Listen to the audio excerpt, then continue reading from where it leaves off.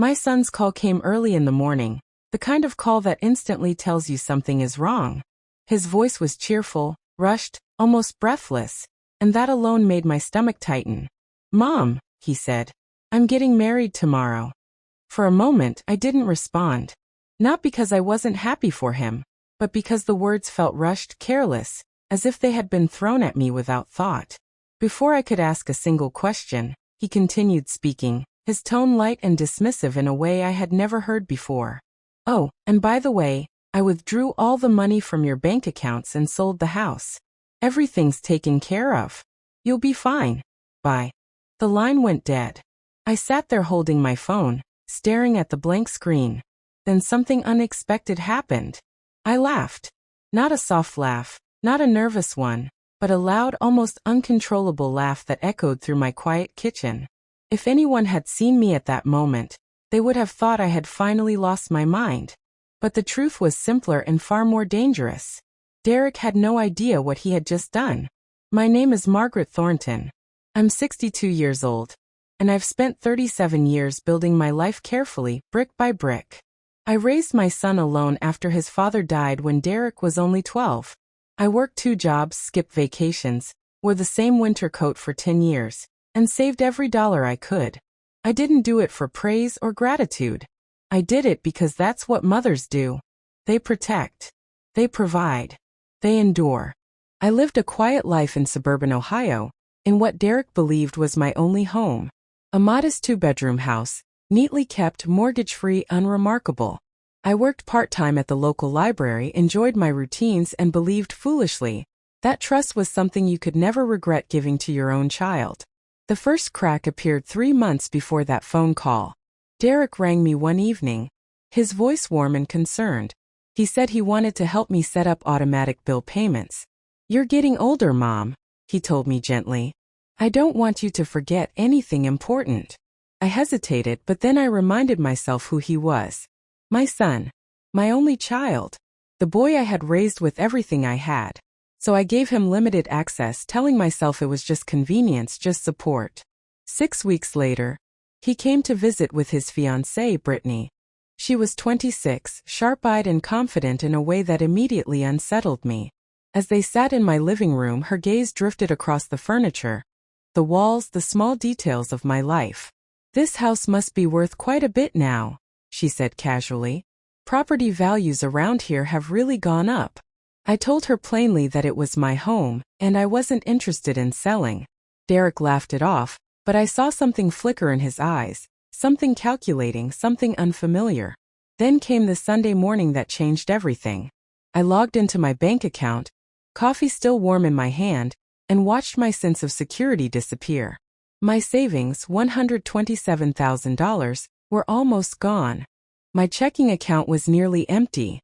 The bank confirmed what I already knew. The transfers had been authorized from Derek's account. I didn't cry. I didn't scream. I sat in silence, staring at the wall, trying to understand how a son I had trusted with my life could so casually destroy it. And yet, when Derek called the next morning to announce his wedding and brag about selling my house, something inside me shifted. Because the house he sold wasn't my home at all. And that was the moment I stopped being afraid. The moment I realized Derek didn't know the full truth, my fear began to loosen its grip. I sat at my kitchen table for a long time after that call, letting the silence settle. The house felt different now, not violated but revealed. For years I had lived simply, almost invisibly, and that had been my greatest protection. Derek believed he knew everything about my life because I had allowed him to believe that. I had never corrected his assumptions. I never needed to. Until now. I stood up, poured myself another cup of coffee, and opened the small wooden drawer beneath the phone. Inside were folders neatly labeled, documents wrapped in plastic sleeves, and a slim notebook filled with handwritten notes. This wasn't paranoia. It was preparation. After my husband died, I learned quickly that security doesn't come from trust alone. It comes from planning. I had diversified my savings years ago, opening accounts Derek never knew about, investing carefully, quietly. The money he had taken was real, yes, but it was not everything. Not even close. What hurt wasn't the loss of money. It was the ease with which he had taken it. The confidence in his voice, the finality of his goodbye. That cut deeper than any empty bank account ever could. I replayed his words again and again, listening not to what he said but how he said it. No hesitation. No guilt. Just entitlement. Later that afternoon my phone rang again. This time it was Brittany. Her voice was sugary, overly polite. "Margaret, I hope Derek told you the good news," she said. "We're getting married tomorrow. It's going to be very small, very last minute." I could hear excitement underneath her words, but also something sharper. Expectation. "I assume you won't be attending," she continued quickly. "Everything's a bit hectic, and Derek thought it would be easier for you to rest." Rest. The word almost made me smile. "I'll think about it," I replied calmly. There was a pause on the line.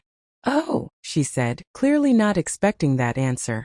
"Well, Derek already took care of everything financially. You don't need to worry about a thing." I thanked her and ended the call before she could say more. They weren't calling to inform me. They were calling to manage me. To keep me quiet, confused, compliant.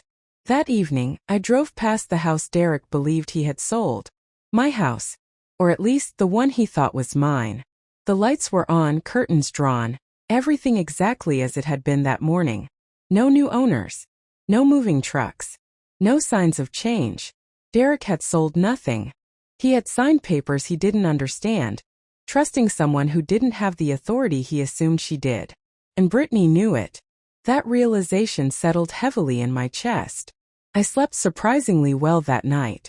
Not because I was calm, but because I was clear. By morning I had made my decision. I wasn't going to confront Derek over the phone. I wasn't going to beg, accuse, or explain. I was going to let him walk straight into the consequences of his own choices. The next day I visited my attorney.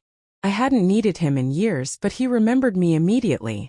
I laid everything out on his desk: bank statements, authorization records, property documents. He listened quietly, nodding occasionally, his expression unreadable. When I finished, he leaned back in his chair and exhaled slowly. "Your son made a serious mistake," he said. "Several, actually." I asked him what my options were. He looked at me carefully. "That depends," he replied. "Do you want to teach him a lesson? Or protect yourself?" "I want both," I said without hesitation. We spent the next 2 hours discussing timelines, legal boundaries, and what I should and shouldn't do next. I left his office with a folder under my arm and a strange sense of calm in my chest. For the first time since Derek's call, I felt grounded. Not angry. Not vengeful. Just steady. That evening Derek called again. This time his voice was strained. "Mom," he said. "There's been a problem with the house paperwork. The buyer is asking questions." I said nothing. I let the silence stretch just long enough to make him uncomfortable. "Mom," he pressed. "Did you know something about this?" "Yes," I replied softly. "What do you mean yes?" he snapped. "I mean," I said, choosing my words carefully, "you assume things you never confirmed, and now you're learning why assumptions are dangerous." He started to argue, his voice rising, but I stopped him. "We'll talk after your wedding," I said. "Enjoy your day." Then I hung up. As I set the phone down, my hands were steady. Derek thought he was in control. He thought he had taken everything from me in one careless phone call. What he didn't understand yet was that this story wasn't about money or property. It was about respect. And tomorrow, when he stood at the altar, believing his future was secured, the truth would already be waiting for him. The morning of Derek's wedding arrived with an odd stillness, the kind that settles before something irreversible happens. I woke up early, made tea, and stood by the window watching the streets slowly come to life. Somewhere across town, my son was preparing to marry a woman who believed she had already won. I felt no urge to stop it. Some lessons can't be taught through warnings. They have to be lived. I didn't attend the ceremony. That was a deliberate choice. Not out of spite, but strategy. I wanted Derek to believe, just for a few more hours, that everything had gone according to plan. Instead, I drove to the bank. The same branch I had trusted for years. I sat across from a young manager who looked nervous as I explained the situation. Unauthorized transfers. Abuse of access. Misrepresentation of property ownership. As she reviewed the documents, her posture changed. Her politeness sharpened into professionalism. By the time I left, accounts were frozen, investigations opened, and formal reports filed. Quietly, officially. By noon, my phone was buzzing nonstop. Missed calls from Derek. From unknown numbers. From Brittany. I ignored them all. I had waited decades to protect my peace. I could wait a few more hours. The first voicemail came just after the ceremony was supposed to begin. Derek's voice sounded tight, controlled, like he was standing in front of other people. "Mom, call me. Now. There's a problem with the accounts." The second message was less composed. "What did you do?" he demanded. "The bank locked everything. We can't access the funds." I listened without emotion, then deleted both messages. An hour later, Brittany left a voicemail. Her tone had changed completely. Gone was the sweetness, replaced by panic barely held together. "Margaret, this is a misunderstanding," she said quickly. "We're in the middle of something very important. Whatever this is, it can wait." I almost laughed. Almost. They still thought this was about convenience, timing, comfort. They still believed I would step aside for their moment. I didn't. Instead, I drove past the venue where the reception was being held. I didn't go in. I just watched from across the street. Guests arrived, dressed up, smiling, unaware of the storm gathering inside that marriage before it had even begun. Derek stood near the entrance, phone pressed to his ear, his face pale. Brittany paced nearby, her smile stiff, eyes darting nervously. That was enough for me. I drove away without looking back. By evening, Derek finally reached me from a different number. His voice cracked the moment I answered. "Mom," he said, dropping the anger, dropping the attitude. "Please. I don't understand what's happening." I let him speak. I let him explain how the buyer had backed out, how the money was gone, how the bank was asking questions. When he finally stopped, I spoke. "You took what wasn't yours," I said calmly. "You sold something you didn't own. And you did it without asking, without honesty, without respect." "I was helping," he insisted weakly. "No," I replied. "You were taking." There was silence on the line. Then his voice dropped. "Brittany says you're doing this on purpose." "I am," I said. "But not to hurt you. To stop you." That was when he broke. He apologized. Not carefully. Not politely. He cried. He said he panicked. That Brittany convinced him it was temporary, that I had more money than I needed, that I'd understand later. Each word confirmed what I already knew. He hadn't acted alone. He had been guided, encouraged, used. I told him about the attorney, about the bank reports, about the fact that what he did had legal consequences. "I won't protect you from that," I said. "I will protect myself." He begged me to fix it, to undo it before things got worse. "You already fixed it," I replied. "You just don't like the result." The next day, Brittany called again. This time, she didn't bother pretending. She accused me of ruining her wedding, her future, her life. "You're selfish," she spat. "You could have waited." That was the moment my patience ended. "You built your future on something that didn't belong to you," I said quietly. "That's not my responsibility." I ended the call and blocked her number. Word traveled fast after that. Accounts frozen. Property disputes. A quiet legal inquiry that no one at the wedding had known about while they raised their glasses. Derek moved out of the apartment they had planned to share. The honeymoon was canceled. Their perfect beginning collapsed under the weight of truth. That night I sat alone in my living room, lights low, the house peaceful. I felt sadness, yes, but also certainty. I hadn't lost my son.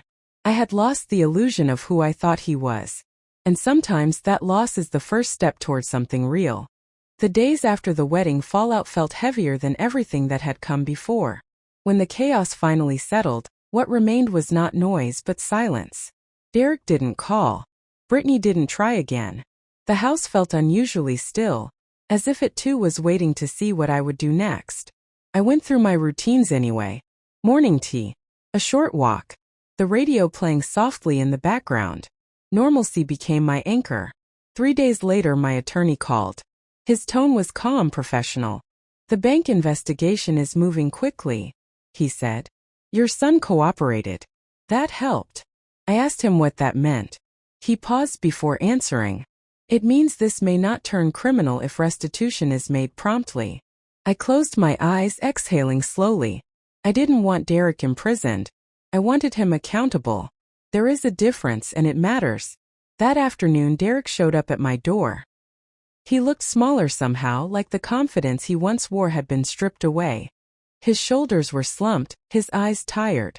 For a moment he just stood there, unsure whether to knock or leave. I opened the door before he could decide. We didn't hug. We didn't smile. We simply stood there, mother and son, separated by choices neither of us could undo. I messed up, he said quietly. Not dramatically. Not defensively. Just truth. I stepped aside and let him in.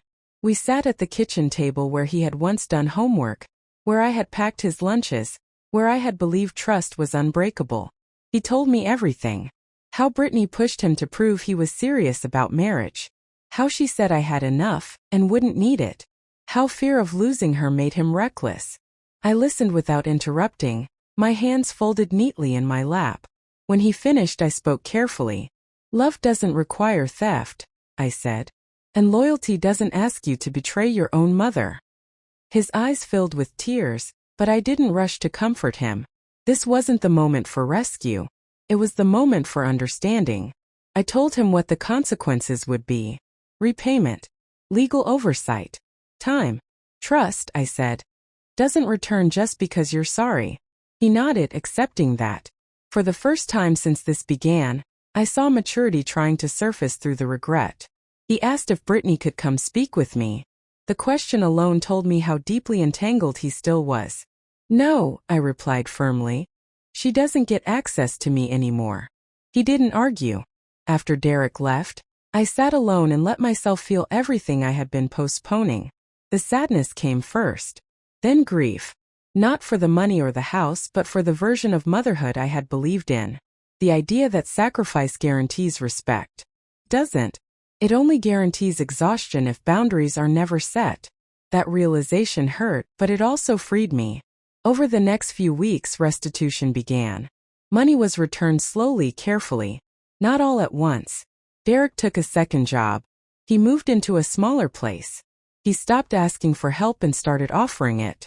I watched from a distance, resisting the urge to interfere. This was his work to do, not mine. Brittany, on the other hand, disappeared entirely. I heard through Derek that she blamed me for everything. That I was controlling. Manipulative. Cold. I accepted that easily. Villains are necessary in stories built on entitlement. Someone has to wear the blame. It no longer needed to be me. One evening, as I organized paperwork in my study, I came across an old photo of Derek as a child. He was missing 2 teeth, grinning proudly, holding up a paper airplane. I felt a familiar ache in my chest, but it was gentler now. I understood that loving someone doesn't mean shielding them from consequences. Sometimes it means stepping back and letting reality teach what you cannot. The attorney called again near the end of the month. We're close to resolution, he said. Once repayment is complete, this chapter can close. I thanked him and hung up. For the first time in weeks, I allowed myself to imagine what life might look like on the other side of all this. Quieter. Smaller. But honest. That night I slept deeply. No phone calls. No alerts. No fear. Just rest. When I woke the next morning, sunlight filled the room, warm and steady. I realized something important then. I had survived the betrayal, the shock, the loss of illusion. And I had done it without becoming bitter or cruel. That mattered to me more than anything else. The story wasn't over yet, but the hardest part was behind me. What came next wouldn't be about punishment or regret. It would be about rebuilding carefully, deliberately, and on my own terms. As the legal matters slowly moved toward resolution, my life began to shift in quieter, less visible ways. The chaos had faded, but what remained was a deep awareness of myself that I had never fully explored before. For decades, my identity had been tied to being Derek's mother. The reliable one, the provider, the safety net. Now, with that role altered, I had to face a difficult question. Who was I when I wasn't rescuing someone else? I started with small changes. I rearranged the furniture in the living room, moving the couch closer to the window, letting more light in. I cleared out the spare bedroom, donating old clothes and books I no longer needed. Each item I let go of felt like a quiet decision to move forward. The house didn't feel empty anymore. It felt honest. Derek kept his distance just as I had asked. When he did call, it was brief and respectful. He updated me on the repayments on his work schedule, on his plans to rebuild. He no longer spoke with entitlement. He spoke with care. I could hear the effort in his voice, and while it didn't erase what had happened, it softened something inside me. Trust wasn't back, but it was no longer impossible. One afternoon, I received a letter from the bank confirming that the majority of the funds had been restored. I read it twice, then set it down without the surge of relief I had expected. The money mattered, yes, but it wasn't the victory. The real change had already happened. I was no longer willing to live passively inside someone else's decisions. That realization felt more valuable than any number printed on a statement. I began spending more time outside. Long walks through the neighborhood, visits to the local park, quiet afternoons at the library where I used to work part-time. People greeted me the same way they always had, unaware of how much had changed beneath the surface. That anonymity comforted me. Not every transformation needs an audience. One evening I ran into an old friend, Helen, at the grocery store. We hadn't spoken in years, but conversation came easily. Over coffee a few days later, I shared a softened version of what had happened. She listened carefully, then said something that caught me off guard. "You know," she said, "this might be the first time you've ever chosen yourself." I went home thinking about that sentence. She was right, and I wasn't sure how I felt about it yet. The final repayment came sooner than expected. Derek showed up at my door again, this time with paperwork and a quiet sense of relief in his posture. He didn't ask for forgiveness. He didn't make promises. He simply handed me the documents and said, "I won't put you in that position again." I believed him, not because I trusted blindly, but because he finally understood the cost of betrayal. After he left, I placed the papers in my file cabinet and closed the drawer.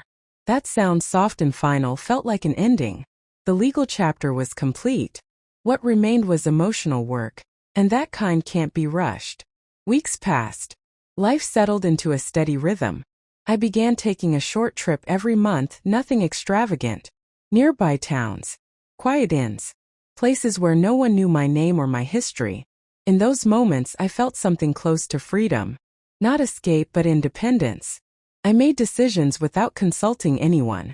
Ate when I was hungry. Slept when I was tired. Spoke when I wanted to. One evening Derek called and asked if we could have dinner together sometime. Not immediately. Just someday soon. I considered it carefully before answering. "Yes," I said. But slowly. He agreed without argument. That was progress. I no longer thought about Brittany. Her absence had become permanent, and I accepted that without resentment. Some people leave not because you push them away, but because they no longer benefit from staying. Understanding that brought me peace. As summer approached, I stood in my kitchen one morning and realized something quietly profound. I wasn't waiting for anything anymore. Not an apology. Not validation. Not even forgiveness. I was living. Carefully, deliberately, and on my own terms. The crisis that had begun with a careless phone call had reshaped my life, but it hadn't ruined it. It had stripped away illusions I no longer needed. What stood in their place was clarity, strength, and a future that belonged entirely to me. The first dinner Derek and I shared after everything happened was quiet, careful, and surprisingly peaceful. We chose a small restaurant halfway between our homes, neutral ground for a relationship that was still finding its balance.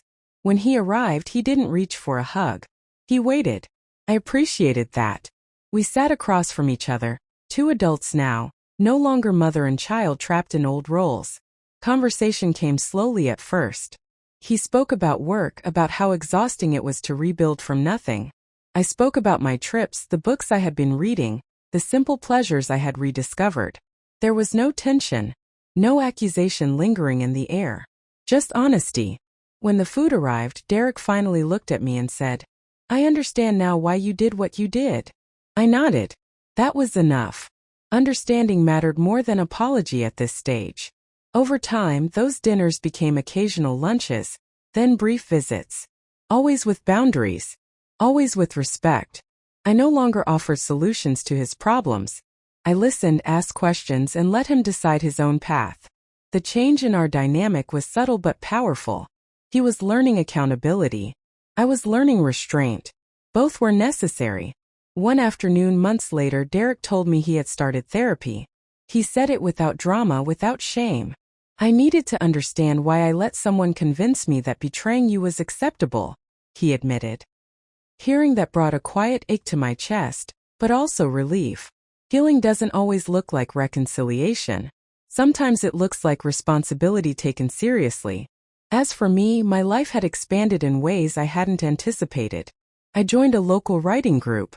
Not to publish anything, not to impress anyone, but to give shape to thoughts I had kept buried for years. I began volunteering at a community center, helping other women navigate finances after loss or divorce. I never told my full story, but I understood theirs. Trust broken, power taken, strength rebuilt. One evening, as I walked home from a meeting, I realized I no longer felt anger when I thought about the past. The memory was there, clear and sharp, but it no longer controlled me. Forgiveness hadn't arrived suddenly. It had crept in slowly, disguised as acceptance. Derek eventually told me he and Brittany had separated permanently. There was no drama in his voice when he said it. Just clarity. We wanted different things, he said. I didn't ask questions. I didn't need details. Some endings don't require witnesses. On my 63rd birthday, Derek surprised me with a small gift. Inside was a simple notebook, leather-bound, blank pages waiting. For your writing, he said. I smiled, touched by the thoughtfulness more than the gift itself. It wasn't expensive. Didn't need to be. It represented something far more valuable: awareness. That night, I sat by the window, notebook in my lap, and wrote about the woman I had been before all of this. The woman who believed love meant unlimited access. Who thought silence was kindness. Who equated sacrifice with security. I thanked her for surviving. Then I wrote about the woman I was becoming. One who understood boundaries, self-respect, and the quiet strength of saying no. I didn't regret what had happened. I wouldn't wish it on anyone, but I didn't regret it. The betrayal had forced me to confront truths I had avoided my entire life. It had shown me that being a good mother doesn't mean being a powerless one, and that love, real love, does not thrive on entitlement. As the year came to a close, my life felt full. Not busy, not dramatic, just full. Of intention, of choice, of peace. I had reclaimed what mattered most. Not my money or my home, but my voice. The phone call that once shattered my world had become a turning point instead. A reminder that strength doesn't always roar. Sometimes it answers softly, calmly, and refuses to be taken for granted ever again. And that, I realized, was the ending I deserved.